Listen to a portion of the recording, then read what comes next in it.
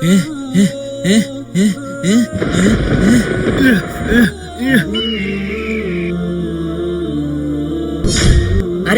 এই পাগল কার কবর খুঁজতাছে?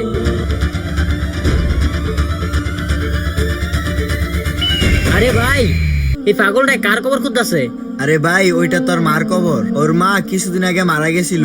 ওর মা খুবই নেককার, 5 ওয়াক্ত নামাজি ছিল। আচ্ছা ভাই, আমি ওর সাথে কথা বলে আসি। এই ছোট ভাই, এখানে কবর খুঁজতাছে কেন?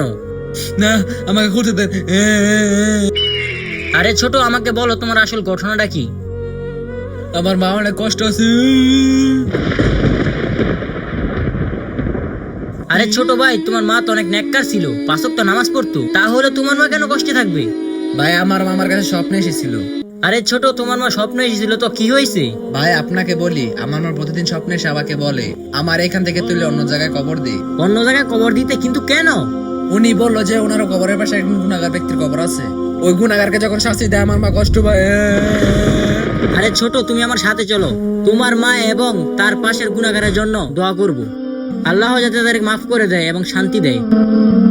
যাদের মা বেঁচে আছে বলি আলহামদুলিল্লাহ, আর যারা আমাকে ভালোবাসে তারা আমার সাবস্ক্রাইব বাটনে ক্লিক করো।